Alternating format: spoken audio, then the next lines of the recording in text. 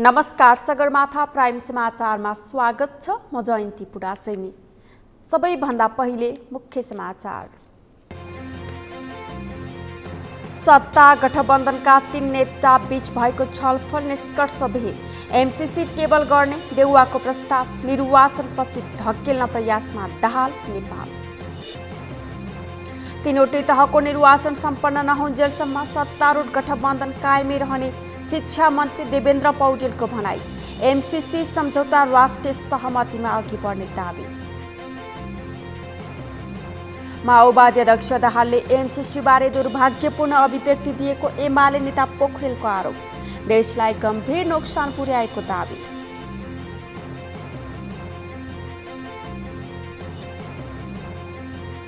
अमेरिकाले पोल्यान्डमा थप 3000 सैनिक पठाउने।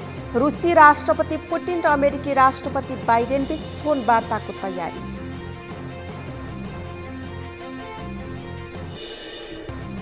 र दोस्रो टी20 सिरिजमा नेपाल युएईसँग 25 रनले पराजित।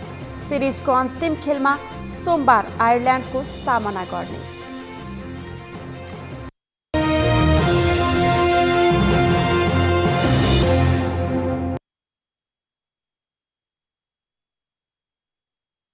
अब विस्तारमा।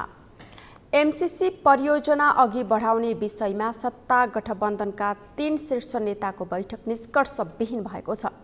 आज प्रधानमन्त्री एवं नेपाली कांग्रेसका सभापति शेरबहादुर देउवा, नेकपा माओवादी केन्द्रका अध्यक्ष पुष्पकमल दाहाल र नेकपा एकीकृत समाजवादीका अध्यक्ष माधव कुमार नेपाल बीच बालुवाटारमा बसेको बैठक निष्कर्षविहीन भएको प्रधानमन्त्रीका प्रेस सल्लाहकार गोविन्द परियालले जानकारी दिनुभयो।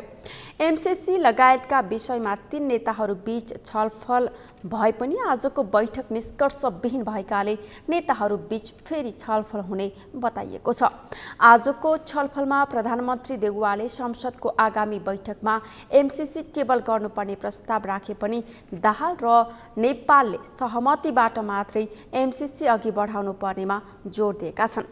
दाहाल र नेपाल एमसीसीलाई निर्वाचनपछि धकेल्न प्रयासरत छन्, तर अमेरिकाले भने फागुन 19 गतेभित्र एमसीसी पास नभई फिर्ता लैजाने र नेपालसँगको सम्बन्ध पुनर्विचार गर्ने चेतावनी दिइसकेको छ।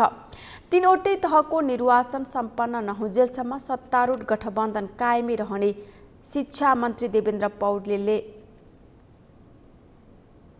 बताएका छन्।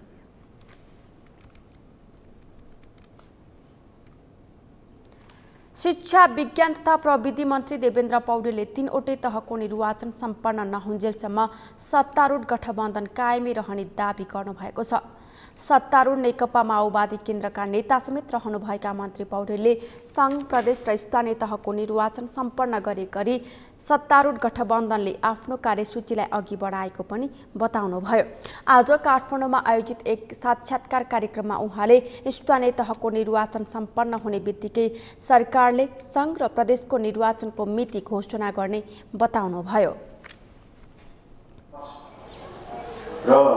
यही चाहिँ गठबन्धनले 1 वर्षभित्रमा सबै चुनावहरू गरेर स्थानीय तहको सरकार, प्रदेश तहका सरकारहरू र सङ्घीय सरकार निर्वाचित प्रक्रियाद्वारा नयाँ जनप्रतिनिधि आइसकेपछि नयाँ नबन्दासम्म यो गठबन्धनले सकुशल चाहिँ चुनाव गर्ने गरी आफ्नो कार्यसूचीलाई अगाडि बढाएको छ र स्थानीय तहको सबै ठाउँको तह होइन सबै ठाउँको एकैपटक हुने गरी घोषणा भइसकेको छ।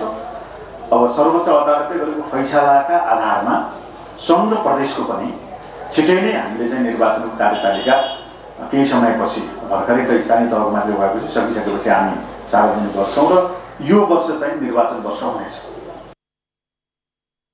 मन्त्री पौडेलले माओवादी केन्द्रले सत्तारूढ गठबन्धनलाई कायमै राखेर निर्वाचनमा जान चाहेको र गठबन्धन दलका शीर्ष नेताहरू बीच पनि सोही सहमति भएको बताउनुभयो। उहाँले एमसीसी सम्झौता राष्ट्रिय सहमतिको आधारमा मात्रै अघि बढ्ने बताउनुभयो। मन्त्री पौडेलले त्यसका लागि सत्तारूढ दलहरूले कार्यदल बनाएर छलफल अघि बढाएको र प्रमुख प्रतिपक्षी दल एमालेसँग पनि निरन्तर छलफल अघि बढाएको बताउनुभयो। त्यो विषय पनि हल गर्नुपर्ने छ र सहमतिका आधारमा जे गरे पनि राष्ट्रिय सहमति गर्यो। यो इस्यु जनताको बिचमा चाहिँ अलि बढी फैलिएको इस्यु भएको हुँदाखेरि सहमतिका आधारमा टुङ्गो लगाउनुपर्छ भन्ने कुरा सबै दलको बिचमा छलफल चलेको छ। यो गठबन्धन सरकार प्रतिपक्षी सबैसित छलफल चलेको कुरा तपाईँहरूको बिचमा जगजारी छ। अरू कतिपय विषयहरूमा नै मतभेद छ, तर फेरि केलाई मान्ने भन्दा संस्थागत रूपमा वार्तामा आएको संस्थापन अथवा त्यो पार्टीभित्रको प्रतिनिधिहरूको बिचमा भएको सहमतिलाई मान्ने हो। गठबन्धनमा रहेका दलहरूको बिचमा एक प्रकारको वार्ता टोली छ, पार्टीले पठाएको छ, उहाँहरूको बिचमा कुराकानी हुन्छ, छलफल हुन्छ, अध्यक्षहरू बिचमा निरन्तर छलफल भएको छ। हिजो पनि भेटघाट गर्नुभयो उहाँहरूको बिचमा भएको सहमतिलाई नै आधिकारिक स्थापित र संस्थागत सहमति मानिन्छ। मन्त्री पौडेलले आफूले शिक्षालाई सबलीकरण गरेर अघि बढाउन जोड दिएको समेत बताउनुभयो। प्रमुख प्रतिपक्षी दल नेकपा एमालेका वरिष्ठ उपाध्यक्ष ईश्वर पोखरेलले माओवादी केन्द्रका अध्यक्ष पुष्पकमल दाहालले एमसीसी बारे दुर्भाग्यपूर्ण अभिव्यक्ति दिने गरेको बताउनु भएको छ। पोखरेलले जनतालाई अल्मल्याउने गरी एमसीसी बारे झिल्के मिल्के कुरा गरेर देशलाई गम्भीर नोक्सान पुर्याउने काममा भएको बताउनु भएको हो। एक रिपोर्ट। प्रमुख प्रतिपक्षी दल नेकपा एमालेका वरिष्ठ उपाध्यक्ष ईश्वर पोखरेलले नेकपा माओवादी केन्द्रका अध्यक्ष पुष्पकमल दाहाल प्रचण्डले जनतालाई अल्मल्याउने गरी एमसीसी बारे अभिव्यक्ति दिँदै हिँडेको आरोप लगाएका छन्। एमालेको वरिष्ठ उपाध्यक्ष समेत रहेका पोखरेलले झिल्के मिल्के कुरा गरेर देशलाई गम्भीर नोक्सान पुर्याउने काममा अध्यक्ष दाहाल लागि परेको बताएका हुन्। शनिबार काठमाडौँ महानगरपालिका वडा नम्बर 4 मा निर्माण गरिएको धुम्बाराही पार्कको उद्घाटन गर्दै उनले अध्यक्ष दाहालले एमसीसी बारे विदेशसँग एउटा कुरा, कार्यकर्तासँग अर्को कुरा र जनतासँग बेग्लै कुरा गरेर फट्याइ गरिरहेको आरोप समेत लगाएका छन्। वरिष्ठ उपाध्यक्ष पोखरेलले राजनीतिक पार्टीका नेताहरूले देश र जनताको हित विपरीत हुने यस्ता खालका गतिविधिले समाजमा झनै विकृति बढ्नेतर्फ सचेत गराएका छन्। उनले जनताको बीचमा फट्याइ कुरा गर्ने नेताहरूलाई चिनेर सचेत गराउन पनि सबैलाई आग्रह गरे। विदेशीसित गयो एउटा कुरा, कार्यकर्तासित भेट्यो एउटा कुरा, जनतासित गयो अर्कै कुरा, यस्ता खालका झिल्के मिल्के कुरा गरेर जनतालाई अल्मल्याउने खालका कतिपय गतिविधि भएका छन्, जो दुर्भाग्यपूर्ण कुरा हो। यस्तो हुनु हुँदैन। त्यसकारणले हामी राजनीतिक पार्टीका मान्छेहरू पनि जनताको निगरानीमा बसिरह्यौँ भने, जनताको खबरदारीमा बसिरह्यौँ भने हामीबाट पनि भुलचुक हुन कम हुन्छ, भुलचुक हुँदैन। भइहाल्यो भने पनि थोरै होला, फेरि सच्याउन सकिन्छ। तर जनताको निगरानीमा बसिएन भने अनि कमजोरीहरू हुन्छन्। वरिष्ठ उपाध्यक्ष पोखरेलले सार्वजनिक सम्पत्तिहरू अतिक्रमण हुन नदिन र त्यसको सदुपयोग हुने गरी अघि बढाउनका लागि स्थानीय तहले जनचेतनामूलक कार्यक्रम सञ्चालन गर्नुपर्ने आवश्यकता पनि औँलाए। त्यस अवसरमा उनले पार्टीबाट निर्वाचित जनप्रतिनिधिहरूलाई जनताको हितमा केन्द्रित भएर काम गर्न पनि निर्देशन दिए। कार्यक्रममा बोल्दै काठमाडौँ महानगरपालिकाका मेयर विद्यासुन्दर शाक्यले पार्क, बगैँचा लगायतका सार्वजनिक क्षेत्रहरूको सफाईमा ध्यान दिने र त्यसको सदुपयोग गरेर अघि बढ्ने काममा लाग्न स्थानीयवासीलाई आग्रह गरे। उनले काठमाडौँ महानगरपालिकालाई सुन्दर र हराभरा बनाउन आफूहरूले पार्क निर्माण कार्यलाई तीव्रता दिए पनि त्यसको सदुपयोग हुन नसकेको गुनासो गरे। काठमाडौँ महानगरपालिका धेरै ठाउँमा पार्क बनाइसक्यौँ, तर पार्कमा चाहिँ कहीँ ताला लगाएर राख्छ। अनि किन ताला लगाएर त्यहाँ फोहोर गर्छन् भनेर ताला लगाएर राख्छ। कसले सफा गर्छ भनेर ताला लगाएर राख्छ। बाहिरबाट हेर्न पाउने, भित्र जान नपाउने। कमसेकम यो पार्कमा फोहोर गर्छ, सफा गर्ने हो। तर हामीले नीति ल्याउँदा फोहोर नगर भनेर सचेत बनाउने पनि हो। तर पार्क चाहिँ सदुपयोग गर्ने खुला चाहिँ हुनुपर्छ। जानलाई छिराउनु चाहिँ पर्छ, तर छिर्नेहरूलाई चाहिँ सचेत गरेर फोहोर नगरौँ। यो पार्क पनि तपाईँकै हो, तपाईँ हामीले सफा नगरेर कसले गर्छ भनेर त्यो भावना जगाउन सक्यौँ भने त्यसको सदुपयोग नै सफा पनि हुने। त्यसको लागि यहाँका स्थानीय उपभोक्ताहरूदेखि नेपाल प्रहरी पनि लाग्छ, वडाले पनि आफ्नो किसिमले सहयोग गर्छ। तपाईँ आफै लाग्यो भने अरूले कसले गर्नुपर्छ। मेयर शाक्यले आफूले जनताको हितलाई केन्द्रमा राखेर काम गरिरहेको दावी समेत गरे। सरकारले 3 बुँदे सहमति कार्यान्वयनका विषयमा नेत्रविक्रम चन्द नेतृत्वको नेपाल कम्युनिस्ट पार्टी नेकपासँग छलफल गरेको छ। गृह मन्त्रालयमा आज भएको छलफलमा सरकारका तर्फबाट गृहमन्त्री बालकृष्ण खाँड, कानुन न्याय तथा संसदीय मामिला मन्त्री दिलेन्द्र प्रसाद बडु गृह सचिव टेकनारायण पाण्डे, कानुन सचिव उदय राज सापकोटा तथा नेकपाका तर्फबाट खड्गबहादुर विश्वकर्मा सहभागी थिए। छलफलमा 2077 फागुन 20 गते नेपाल सरकार र विप्लव समूहबीच भएको 3 बुँदे सहमति कार्यान्वयनमा अहिलेसम्म भएका प्रगति र अब कसरी अगाडि बढ्ने भन्ने विषयमा कुराकानी भएको गृह मन्त्रालयका प्रवक्ता फणीन्द्र मणि पोखरेलले जानकारी दिनुभयो। वार्तामा नेकपाका तर्फबाट प्रवक्ता विश्वकर्माले पार्टी कार्यकर्तालाई लगाइएका मुद्दा र जेलमा रहेका कार्यकर्ताको विवरण सरकारलाई बुझाउनु भएको थियो। सरकारका तर्फबाट पनि अहिलेसम्म थुनामा रहेका नेकपाका कार्यकर्ता र मुद्दाको विवरण वार्तामा प्रस्तुत भएको मन्त्रालयका प्रवक्ता पोखरेलले जानकारी दिनुभयो। बैठकपछि नेकपा प्रवक्ता विश्वकर्माले वार्तामा 3 बुँदे सहमति कार्यान्वयनको टाइम लाइन बनाएको बताउनुभयो। लोकतान्त्रिक समाजवादी पार्टीका अध्यक्ष महन्त ठाकुरले एमसीसीको विषयमा अहिले सृजना गरिएको विवाद निरर्थक रहेको बताउनु भएको छ। जनकपुरमा सञ्चारकर्मीसँग कुराकानी गर्दै ठाकुरले एमसीसी परियोजना विशुद्ध रूपमा विकाससँग जोडिएको भएको कारणले विवाद गर्नुको कुनै तुक नरहेको बताउनुभयो। उहाँले सडक निर्माण र विद्युतीकरणमा रकम खर्च गरिने र गरिबी घटाउनको लागि यो महत्त्वपूर्ण विषय भएको बताउनुभयो।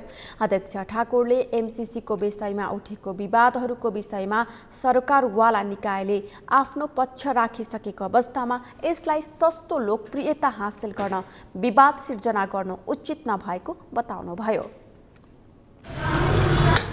उनीहरू खालि कति कहाँ काम भइरहेको छ कि छैन त्यो देख्ने मात्र हो। त्यो पनि अमेरिकन एम्बेसीमा 2 जना या 3 जना चाहिँ मानिस बस्छन्। समस्यामा गएर हेर्ने काम गर्छ। अरू प्रशासनदेखि लिएर टेक्निसियन जति छन्। यो पुरानो कहावत हो, जब पैसा को साथ साथ सर्टेन चीज त आइहाल्छ नि। ऋण लिन्छ त्यो ऋण त्यसै दिन्छ। यहाँ चाहिँ बीआरआईको साथमा जो कसरी ऋण आएको छ, कति प्रतिशत ब्याज हुने हो, कति वर्षको छ थाहा छ कसैलाई? त्यसमा कोही बोल्दैन। तर एउटा ग्रान्ट आइरहेको छ अनि के कुन हस्ते सेना आउँछ रे अमेरिकन, त्यो पनि प्रस्तुत गरिसकेको छ। यो कुनै रणनीति अन्तर्गत छैन, कुनै सैनिक सङ्गठनसँग यसको सम्बन्ध छैन। यो प्योर डेभलपमेन्ट कार्यक्रम हो र कुनमा लगाउने हो त्यो पनि नेपालको विज्ञहरूले जुन प्रतिवेदन दिएको छ त्यो 2टामा मात्रै खर्च हुने, अरू ठाउँमा खर्च हुने होइन। त्यसमा दोस्रो त प्रश्न। अध्यक्ष ठाकुरले आफ्नो पार्टीमा कुनै विवाद नरहेको बताउँदै पार्टी छोडेर जानेहरूलाई रोक्न नसकिने बताउनुभयो। उहाँले स्थानीय तहको निर्वाचनमा गठबन्धन हुने सम्भावना रहेको बताउँदै त्यो समयको आवश्यकता रहेर निर्णय लिने समेत बताउनुभयो।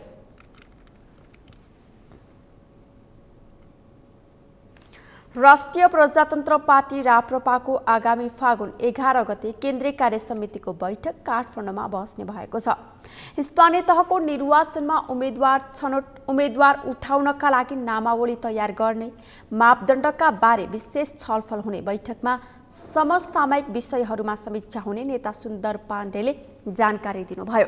जिल्ला कार्य समिति र स्थानीय तह अन्तर्गत समितिका सिफारिसमा फागुनमा शान्तभित्र उम्मेद्वार छनौट गर्ने कार्ययोजना छ। पार्टीको नीति, विचार, सिद्धान्त र कार्ययोजनाबारे आम जनतालाई जागरुक गराउन देशव्यापी घर दैलो कार्यक्रम सञ्चालन गर्ने योजना छ। आगामी फागुन महिनालाई प्रशिक्षणको महिनाका रूपमा गतिविधि सञ्चालन गरी पार्टी संगठन सुदृढीकरण गर्ने भएकाले केन्द्रीय, प्रदेश र जिल्ला तहमा प्रशिक्षण कसरी सञ्चालन गर्ने विषयमा पनि छलफल गरिनेछ। देशव्यापी रूपमा राजनीतिक कार्यक्रम सञ्चालन गरी स्थानीय तहको निर्वाचनमा पार्टीका सम्पूर्ण शक्ति परिचालन गर्नेछ। आसन्न स्थानीय तहको निर्वाचनमा पार्टीलाई अत्याधिक सफलता हासिल गर्न महामन्त्री एवं स्थानीय तह निर्वाचन परिचालन समितिका संयोजकत्वमा स्थानीय तह निर्वाचन विशेष कार्ययोजना निर्माणका क्रममा छ। पार्टीले राजसंस्था, हिन्दू राष्ट्रको पुनःस्थापना, संहिताको खारेजी र सुदृढ स्थानीय तह लगायतका सैद्धान्तिक अवधारणा र कार्यदिशामा समान विचार भएका संगठनहरूसँग एकता तथा सहकार्यका लागि वार्तालाई निरन्तरता दिएको छ भने समावेश भइसकेका र हुने व्यक्ति समूहलाई उचित जिम्मेवारी दिनेछ। सगरमाथा प्राइम समाचारमा एकैछिन विश्रामपछि पछिल्लो 24 घण्टामा गरिएको पीसीआर परीक्षण अनुसार नेपालमा थप 491 जनामा कोरोना संक्रमण पुष्टि, संक्रमणबाट थप 4 को मृत्यु।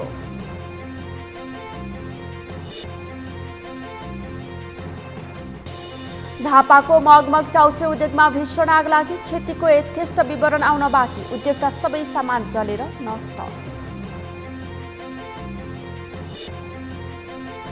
र दोस्रो टी20 सिरिजमा नेपाल युएसँग 25 रनले पराजित, सिरिजको अन्तिम खेलमा सोमबार आयरल्यान्डको सामना गर्ने।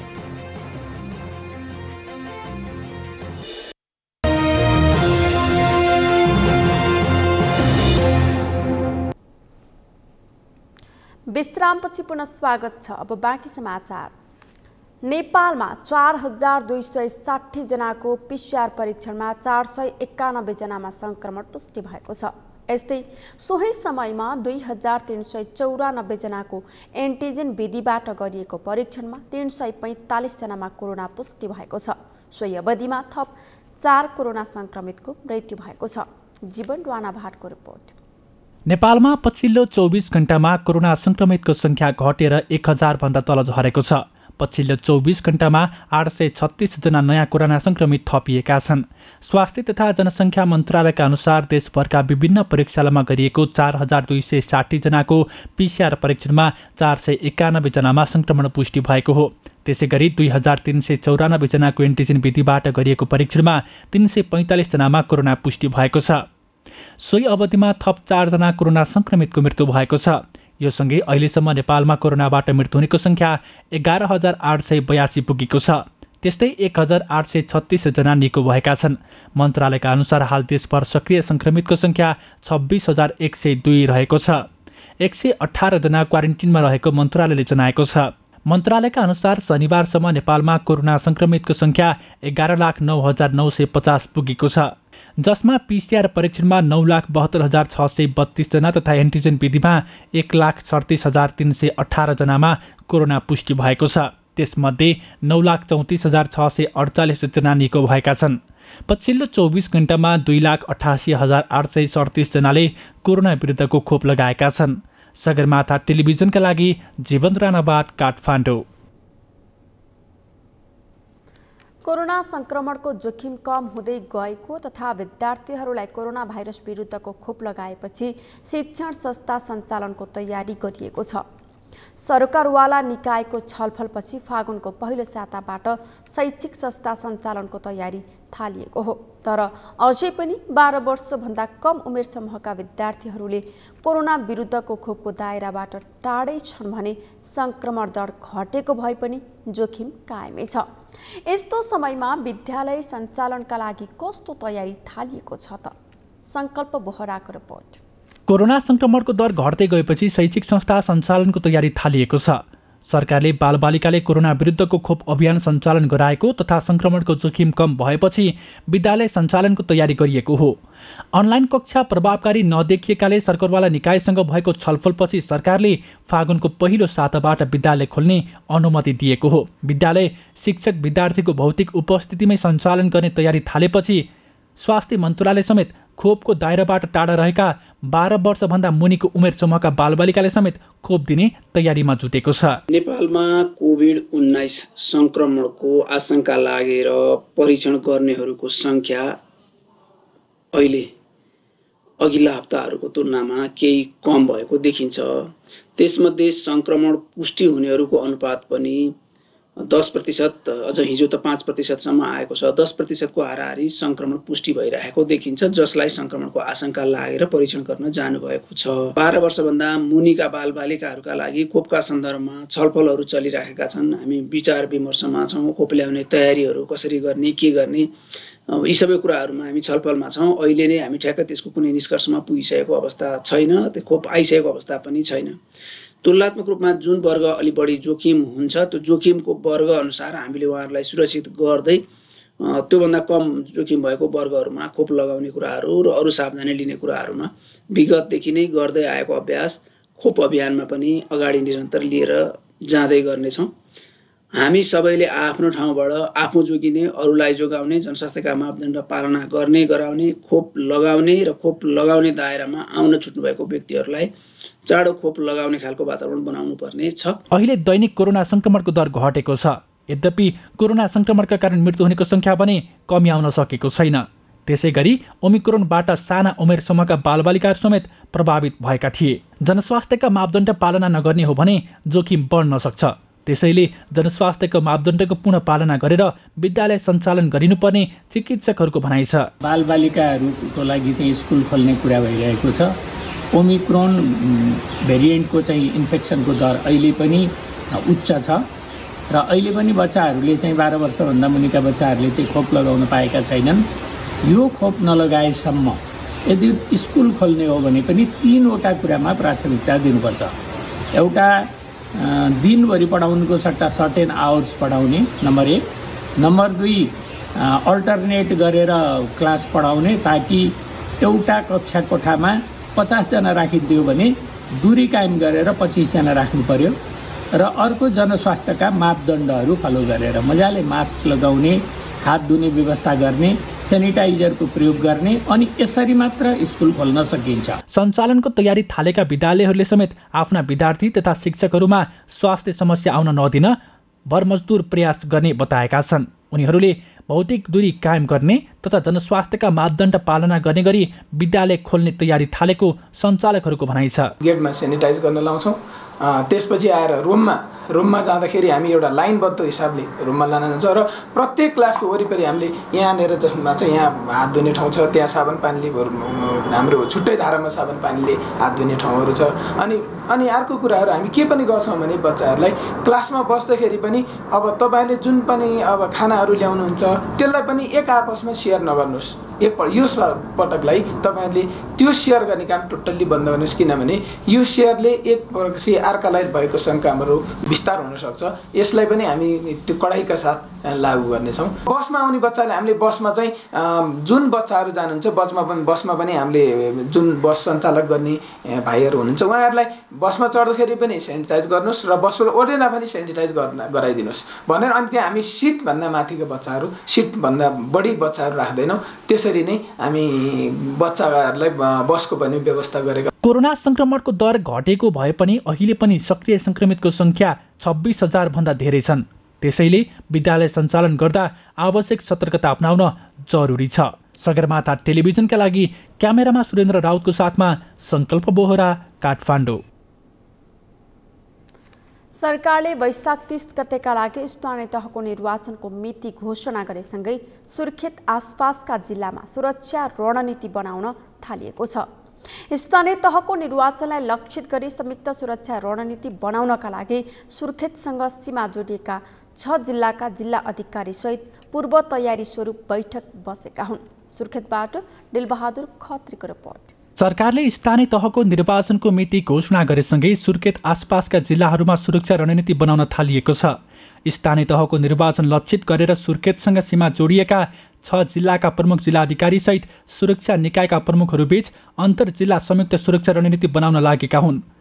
शान्ति सुरक्षालाई प्रभावकारी बनाउन एक आपसमा सूचना आदान प्रदान गरी सरकारले दिएको जिम्मेवारी पूरा गर्न अन्तर जिल्ला सुरक्षा सम्मेलन आवश्यक रहेको सुर्खेतका प्रमुख जिल्लाधिकारी खगेन्द्र प्रसाद रिजालले बताए। कुरा राज्यले चाहिँ नि अठोट लिइसकेको छ 2079 वैशाखमा स्थानीय तहको चुनाव गर्ने भनेर र स्थानीय तहको चुनाव गराउनको लागि हामी यहाँ जो जति यहाँ उपस्थित छौँ त्यो बढी नै सबैभन्दा रेस्पोन्सिबल बढी हो, सबैभन्दा जिम्मेवार बढी हो र र हामीले चाहिँ नि आपसमा सूचना आदान प्रदान गरेर आपसमा चाहिँ नि सहयोग साटासाट गरेर मात्रै हामी चाहिँ त्यो गहन जिम्मेवारी पुरा गर्न सक्छौँ भन्ने। नागरिकको सुरक्षा, सुशासन तथा जवाफदेहिता पहिलो प्राथमिकतामा पर्ने भएकाले त्यसप्रति सुरक्षा निकायले कुनै पनि कसुर बाँकी नराखी काम गर्ने बर्दियाका प्रमुख जिल्लाधिकारी सन्त बहादुर सुनारले बताए। अहिलेको सुरक्षाको चुनौती भनेको हाम्रो उद्देश्य भनेको नागरिकहरूको जीव र धनको सुरक्षा गर्ने हो।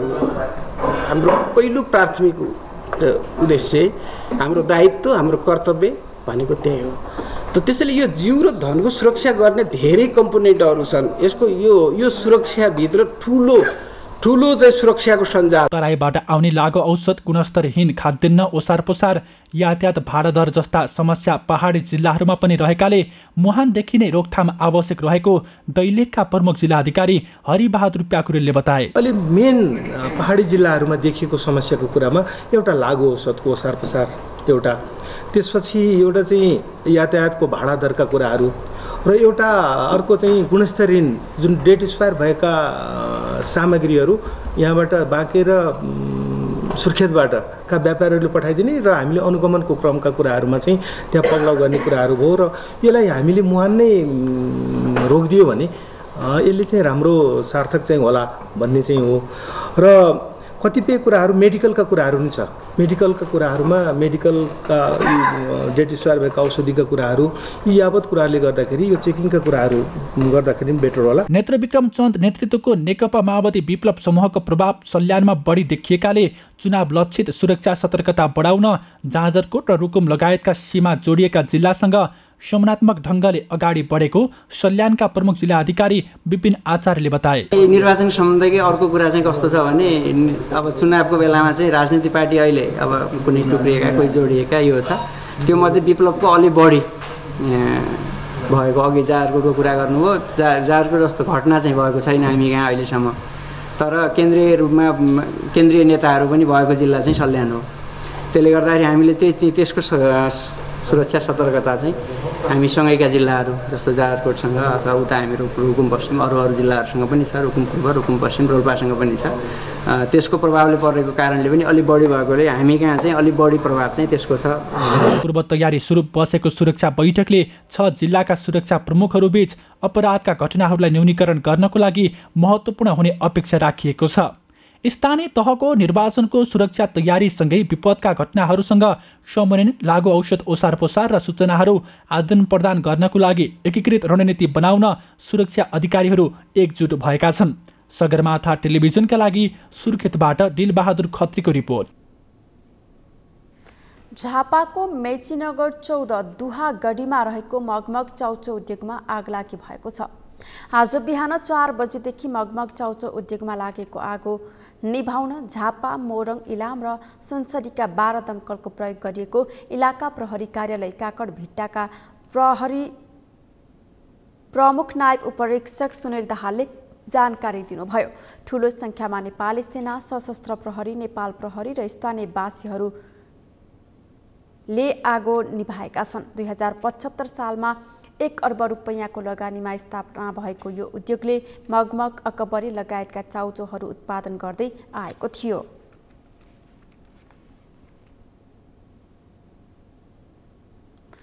सर्वोच्च अदालतले भोलिदेखि नियमित रूपमा सबै प्रकारका सेवा सञ्चालन गर्ने भएको छ।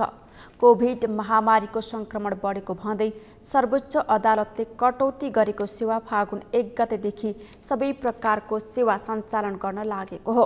गत बिहीबार बसेको पूर्ण बैठकले आगामी 1 फागुनबाट सबै प्रकारका न्याय, प्रशासनिक र आर्थिक पक्ष लगायतका सेवा सञ्चालन गर्ने निर्णय गरेको अदालतका प्रवक्ता बाबुराम दाहालले जानकारी दिनुभएको छ।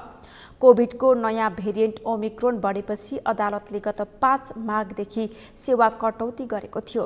यस अवधिमा बन्दी प्रत्यक्षीकरण तथा कोभिड महामारी सहित आधारभूत स्वास्थ्य सेवासँग सम्बन्धित तथा सार्वजनिक महत्त्वका मौलिक हकसँग सम्बन्धित रिट निवेदनको मात्र सुनुवाई भएका थिए। काभ्रेको पनौतीमा 12 वर्षमा एक पटक लाग्ने मकर मेला आज सकिएको छ। 1 महिना लामो मेला भर्न विभिन्न स्थानका मानिसहरू त्रिवेणी घाटमा पुगेका थिए। रुद्रावती पुण्यमाता र रोशी खोलाको दोभानमा स्नान गरेमा पाप तथा रोग कट्ने जनविश्वास रहेको छ। मकर संक्रान्तिका दिन सूर्य मकर राशिमा प्रवेश भएपछि 12 वर्षमा यो मेला सुरु हुन्छ। त्रिवेणी घाटमा स्नान गरेर वासुकी नाग देवताको पूजा गरी गोरखनाथ मन्दिरसम्म भक्तजन पुग्ने गर्दछन्। इन्द्र देवताले 12 वर्षसम्मको तपस्या र आराधना गरी पापबाट मुक्ति पाएको जनविश्वास रहेको छ। तर यस वर्ष पनि कोरोना संक्रमण बढ्दै गएपछि काभ्रेको पनौती नगरपालिकामा माघ 1 गतेदेखि सुरु हुने मकर मेला स्थगित गर्ने जिल्ला कोभिड व्यवस्थापन समिति डिसिएमसीले निर्णय गरेको थियो। डिसिएमसीले मेला स्थगित गर्ने निर्णय गरे पनि नगरपालिकाले स्वास्थ्य मापदण्ड पालनामा कडाई गर्दै मेला लगाएको हो।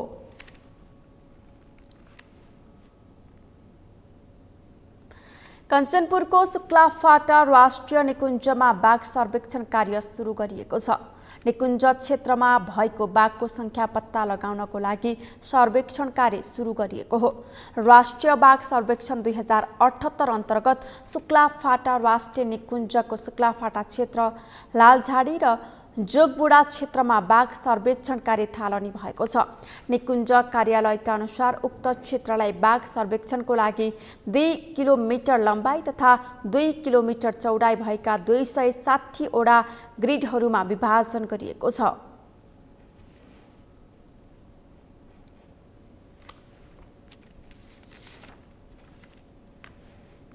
शुक्लाफाटामा सन् 2009 देखि बाघ गणना हुँदै आएको छ। सन् 2022 सम्ममा बाघको संख्या दोब्बर पुर्याउने सरकारको लक्ष्य अनुसार शुक्लाफाटामा समेत बाघको संख्या दोब्बर गर्ने लक्ष्य राखिएको छ।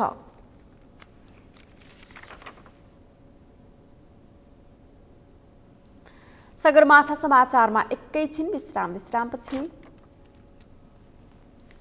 अमेरिकाले पोल्यान्डमा थप 3000 सैनिक पठाउने, रुसी राष्ट्रपति पुटिन र अमेरिकी राष्ट्रपति बाइडेन बीच फोन वार्ताको तयारी। र दोस्रो टी20 सिरिजमा नेपाल युएसँग 25 रनले पराजित। सिरिजको अन्तिम खेलमा सोमबार आयरल्यान्डको सामना गर्ने।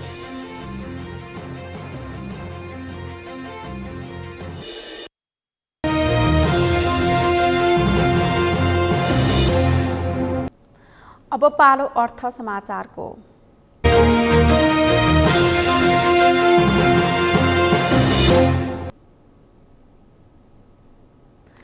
पेट्रोलियम पदार्थको मूल्य वृद्धिसँगै दैनिक उपभोग्य वस्तुहरूमा समेत मूल्य वृद्धि भएको छ। नेपाल राष्ट्र बैंकले जारी गरेको प्रतिवेदन अनुसार पुष महिनामा मुद्रास्फीति र महँगी 5.65% वृद्धि भएको छ। आम्दानी उस्तै रहने तर उपभोग्य सामानको मूल्य भने बढ्दै जाँदा उपभोक्ताहरू मारमा परेका छन्। नरेन्द्र महताराको रिपोर्ट। सँगै बजारमा दैनिक उपभोग्य वस्तुहरूमा समेत मूल्य वृद्धि भएको छ। मूल्य वृद्धि नियन्त्रणमा आउन नसक्दा उपभोक्ताहरू मारमा परेका छन्। नेपाल राष्ट्र बैंकले जारी गरेको पुष महिनासम्मको प्रतिवेदन विवरण अनुसार यस वर्षको पुषमा महँगी 5.65%ले बढेको छ। अघिल्लो आर्थिक वर्ष 2077-78 महँगी 3.56% रहेको थियो। प्रतिवेदनका अनुसार पुष महिनामा खाद्य तथा पेय पदार्थमा 4.92%, गैर खाद्य तथा सेवा समूहको महँगी 6.23%, घिउ तथा तेल 21.22%, यातायात 14.07%, मदिराजन्य पेय पदार्थ 11.37%, सुर्तीजन्य वस्तु 10.48% र दाल तथा गेडागुडी उपसमूहको मूल्यवृद्धि 9.22% रहेको छ। बजारमा हुने मूल्यवृद्धि नियन्त्रणका लागि सरकारले पहल नगरेको र जनताप्रतिको दायित्व पूरा गर्न नसकेको उपभोक्ताहरूको गुनासो रहेको छ। अहिले मूल्यवृद्धि चाहिँ एकदमै देशव्यापी नै बढिरहेको छ। यसमा मुख्य कारण चाहिँ सरकार यसमा चुकेको देखिन्छ। किनभने जे कुरामा पनि मूल्यवृद्धि छ, पेट्रोलदेखि लिएर अब खाने तेलको कुरा हेर्नुहुन्छ भने खाने तेल अहिलेको भन्दा अगाडि 6 महिना अगाडि हेर्ने भने 50 रुपियाँभन्दा अहिले बढिसकेको छ क्या यो कुराहरूमा। अब तेलको कुराहरू पनि यस्तै छ। तेलहरूमा यस्तो मूल्य वृद्धि बढ्दाखेरि अब एकदम हास्यास्पद भइसक्यो क्या। किन्दाखेरि 80-81 किनेको छ, 140 बेच्दाखेरि अझ पनि घाटा भयो भनिरहेको छ क्या। अब यस्तोमा चाहिँ यस्तो बेला सरकारले के गर्नुपर्ने थियो, कर घटाएर हुन्छ कि के गर्नुहुन्छ, जनतालाई चाहिँ त्यसमा बचाउनु पर्ने थियो। तर त्यो सरकारले चाहिँ त्यो नगरेर जनतालाई चाहिँ एकदम दुःख दिइरहेको छ। पेट्रोलियम पदार्थको मूल्य वृद्धिसँगै बढेको मूल्य दुधको मूल्य वृद्धिले थप बढाएको छ। सरकारी स्वामित्वको दुग्ध विकास संस्थानले दुधमा प्रति लिटर 9 देखि 14 रुपियाँसम्म मूल्य बढाएको छ। तर किसानले बेच्ने दुधमा भने प्रति लिटर 6 रुपियाँ 52 पैसा मात्रै वृद्धि भएको छ। यो मूल्य वृद्धिले किसानलाई होइन सीमित व्यापारीलाई मात्र लाभ दिने देखिएको छ। तर निजी क्षेत्रले भने सरकारले नै चुनौती दिने गरी दुधमा मूल्य समायोजन गरेका छन्। नेपाल डेरी एसोसिएसन र डेरी उद्योग सङ्घले फागुनदेखि दुधमा प्रति लिटर 10 रुपियाँ वृद्धि गर्ने बताएका छन्। दैनिक उपभोग्य वस्तुमा हुने यो मूल्य वृद्धिले उपभोक्तालाई थप मारमा पारेको छ। तर डेरी एसोसिएसनले भने दुधको मूल्य वृद्धि वैज्ञानिक भएको बताएका छन्। केही पनि कुराको मूल्य वृद्धि भएको छैन भने तपाईँले भनेको कुरा दुधमा मूल्य वृद्धि हुनु हुँदैन। हामी पनि त सबै कुराको त उपभोक्ता हो नि त। त्यसकारणले उपभोक्तालाई मारमा पर्ने काम यो कहिले पनि दुग्ध व्यवसायहरूले गरेका छैनन्, गर्ने पनि छैनन्। किनभने वैज्ञानिक मूल्य निर्धारण भनेको दुधमा मात्र छ। दुधमा निजी क्षेत्रले गरेको मूल्य वृद्धि कायम भएपछि दुध प्रति प्याकेट 43 रुपियाँ पर्नेछ। बजारमा पेट्रोलियम पदार्थलाई बहाना बनाएर मूल्य वृद्धि भइरहेको छ। अहिले बजार उपभोक्ताको नजरमा स्वच्छ नरहेको र सरकार मूल्य नियन्त्रणमा चुकेको उपभोक्ता अधिकार कर्मीहरूको भनाइ छ। अत्यावश्यक वस्तुहरूको अस्वाभाविक रूपमा मूल्य वृद्धि भइरहेको छ। नेपाल सरकारको प्रमुख प्राथमिकताको विषयमा स्वच्छ बजार उपभोक्ता परेको छैन। विगत लामो समयबाट यो उद्योग वाणिज्य आपूर्ति मन्त्रालय मन्त्रीविहीन अवस्थामा छ। किनकि सरकारले उपभोक्ता हितका लागि बजार अनुगमन नियमन कारबाही सँगसँगै आपूर्ति व्यवस्थालाई चुस्त दुरुस्त बनाउनको निमित्त जुन किसिमको भूमिका निर्वाह गर्नुपर्ने थियो सरकार त्यसमा चुकेको छ। बजार नियमनको जिम्मेवारी पाएको वाणिज्य उपभोक्ता तथा संरक्षण विभागको भनाइमा बजारमा हुने स्वाभाविक मूल्य वृद्धिलाई रोक्न सकिँदैन। विगतमा उत्पादनका साधनहरूको मूल्य कम थियो, श्रमिकहरूको ज्याला दर, इन्धनको मूल्य कम थियो। त्यसकारण बजारमा दैनिक उपभोग्य वस्तुको मूल्यमा वृद्धि भएको थिएन। तर अहिले उत्पादनका साधनहरूको मूल्य वृद्धि भएको र सोही कारण बजारमा मूल्य वृद्धि भइरहेको विभागले बताएको छ। 10औं वर्ष अगाडि चाहिँ हाम्रो तलब पनि कमै थियो हैन, हरेक किसिमको ज्याला दर पनि कमै थियो, भाडाहरू कम थियो, इन्धनको मूल्य पनि कम थियो। भने त्यो जम्मै उत्पादनका लागि आवश्यक पर्ने जति पनि फ्याक्टरहरू छ त्यसको दर नै कम थियो भने जुन रूपमा अहिले चाहिँ न्यूनतम ज्याला दर पनि अहिले वृद्धि भएको छ हैन, भाडाहरूमा वृद्धि भएको होला, इन्धनको मूल्यमा वृद्धि भएको होला, त्यस्तै कर्मचारीहरूको श्रमिकहरूको चाहिँ ज्यालामा तलबमा पनि वृद्धि भएको छ। यी सबै कारणले गर्दाखेरि चाहिँ त्यसबाट स्वाभाविक किसिमको चाहिँ मूल्य वृद्धि चाहिँ भइराखेकोमा त हामीले के गर्न सक्ने कुरा भएन। बजारमा दैनिक उपभोग्य सामग्रीको मूल्य वृद्धिले उपभोक्ताको ढाड सेक्ने काम गरेको छ। मूल्य वृद्धि नियन्त्रण गर्ने औजार बजार अनुगमनतर्फ सरकारले ध्यान दिन सकेको छैन। सगरमाथा टेलिभिजनका लागि क्यामेरामा केशव तिमिल सिन्हा र सुरेन्द्र राउतको साथमा नरेन्द्र महतरा, काठमाडौँ। पेट्रोलियम पदार्थको मूल्य वृद्धिसँगै दैनिक उपभोग्य वस्तुमा पनि मूल्य वृद्धि भएको छ। सरकारले बजार अनुगमनलाई तीव्रताका साथ अगाडि बढाए पनि बजार मूल्य नियन्त्रणमा आउन सकेको छैन। यसै सन्दर्भमा हामीले सगरमाथा जनबोलीमा उपभोक्तालाई सोधेका थियौं, मूल्य वृद्धि नियन्त्रण हुन नसक्नुलाई तपाईँ के भन्नुहुन्छ? हेरौं उनीहरूको भनाई उनीहरूकै शैलीमा।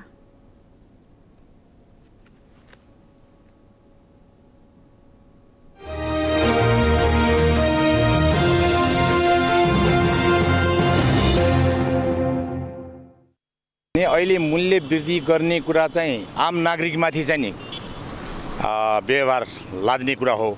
आम नागरिकको हकितको उसमा सवालमा रहेन र जो पेट्रोलियम पदार्थको मूल्य वृद्धि भएको भन्ने देखिएको छ। 84 रुपियाँमा चाहिँ इन्डियाबाट किनेर 154 रुपियाँमा चाहिँ सम्बन्धमा यहाँ बिक्री गर्दाखेरि पनि घाटा लाग्यो भन्ने कुरा आयल निगमको चाहिँ त्यो जुन कुरा आएको छ, घाटामा परेको भन्ने कुरा त्यो चाहिँ सरासर गलत छ। यिनीहरूले चाहिँ यसमा लुट गरेको अवस्था छ र मूल्य वृद्धि हुनु हुँदैन। नागरिकमाथि चाहिँ नागरिकलाई सकेसम्म चाहिँ उनीहरूको हक अधिकार र उनीहरूलाई चाहिँ बाँच्ने एउटा आधार दिनुपर्छ।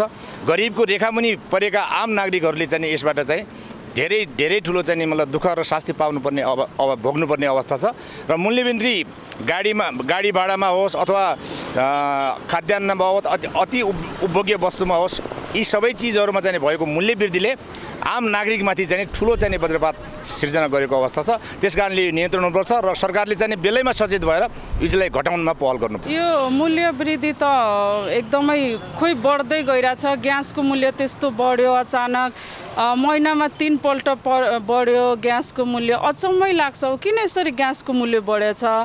अनि सबैमा मार्का के जे कुरामा पनि खालि सर्वसाधारणलाई नै मार्का गराउने। अनि यो सरकारले केही गरेकै छैन यसको लागि, यो मूल्य वृद्धि नियन्त्रणको लागि। यो खासमा त सरकारले हेर्नुपर्ने कुरा हो, तर सबै चाहिँ हामी जे कुरामा पनि हामी सर्वसाधारण नै भोगिरहेछौँ। खोइ अलिक घटाए त हुन्थ्यो, धेरै महँगो न महँगो छ। अरूभन्दा पनि स्कुलको फिस चाहिँ जतिको तति तिरिरहेछ कि हाफ गरे पनि हुन्थ्यो। सामान पनि धेरै महँगो छ, दुधको भाउ पनि बढेको छ, तेलको भाउ पनि बढेको छ। अलिकति कम गरे हुन्थ्यो। सरकारले किन वास्ता गर्दैन? यो चाहिँ अलिकति विचार पुऱ्याए हुन्थ्यो कि सर्वसाधारणले कति गाह्रो छ। गाडी चढ्न भने गाडीको पनि मूल्य बढेर पहिले 15 रुपियाँ हुन्थ्यो भने अहिले 25-20 रुपियाँ छ। अब के गर्ने त? अब गाह्रै छ नि अहिले। यो मूल्य वृद्धि बढाउने भने चाहिँ सरकारको गद्दारै काम हो यो, होइन? यसरी बढाउनु चाहिँ नमिल्ने हो। अब के आधारले बढायो त्यो हामी जान्दैनौँ, हेर्नुहोस् होइन। अब यसरी घटायो भने दुनियाँ मान्छेहरूले चाहिँ यहाँ कम दुःख पाछन् अहिले। तपाईँको मान्छेहरूले रात दिन चाहिँ अब पेट्रोल किन्न त्यस्तै लाइन बस्नु परेको छ, मूल्य बढेको बढै छ, भाडा तिर्नु त्यस्तै गाह्रो छ। हरेक दुखीहरूलाई त गाह्रो छ नि त यहाँ। अब के भन्ने उनीहरूले आफूले बुझ्नुपर्ने कुरा हो नि त सरकारले, होइन र? मूल्य वृद्धि नहुन त नेताहरूकै कमिसन खोर नमिलेर, नेताहरूले नि बदमासी गरेर, काला धन्दा गरेर संविधान बनाउने, लागू नगर्ने, कर्मचारीको मिलोमत्तमा चाहिँ सारा जनतालाई दमन गर्ने, त्यस्तै किसिमका क्रियाकलापहरू यो नेताबाट नै भएको छ। वर्षमा 7 चोटि 6 चोटि चाहिँ निकै अब इन्धन वृद्धि गराउँछ। अनि अनेक सङ्घर्ष गरेर घटाउने बेलामा चाहिँ 1 रुपियाँ घटाउँछ, बढाउने बेलामा चाहिँ 6 चोटिमा 30 रुपियाँ बढाइसकेको हुन्छ।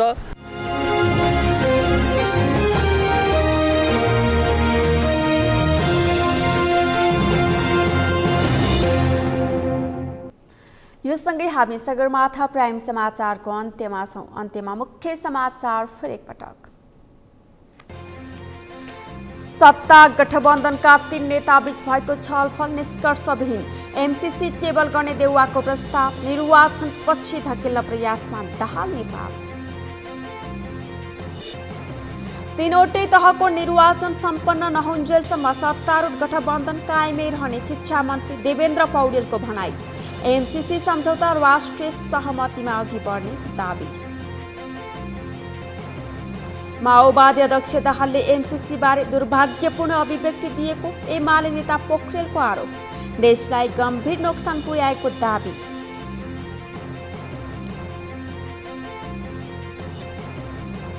अमेरिकाले पोल्यान्डमा थप 3000 सैनिक पठाउने। रुसी राष्ट्रपति पुटिन र अमेरिकी राष्ट्रपति बाइडेन बीच फोन वार्ताको तयारी।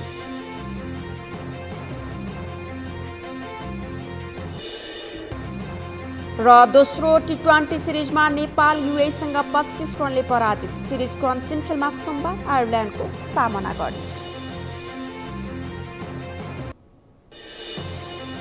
हवस् त सगरमाथा प्राइम समाचार अहिलेलाई सकियो। तपाईँ समाचार बुलेटिनका साथै सगरमाथा टेलिभिजनका सम्पूर्ण कार्यक्रम www.sagarmatha.tv मा पनि पढ्न र हेर्न सक्नुहुनेछ। साथै युट्युबमा youtube.com/sagarmathatv नेपालमा हेर्न सक्नुहुनेछ। तपाईँ हामीलाई फेसबुकमा पनि facebook.com/stv नेपालमा फलो गर्न सक्नुहुनेछ। समाचारको शिखर नेपालको गौरव, नेपालको पहिलो न्युज च्यानल सगरमाथा टेलिभिजन हेर्दै गर्नुहोला। नमस्कार।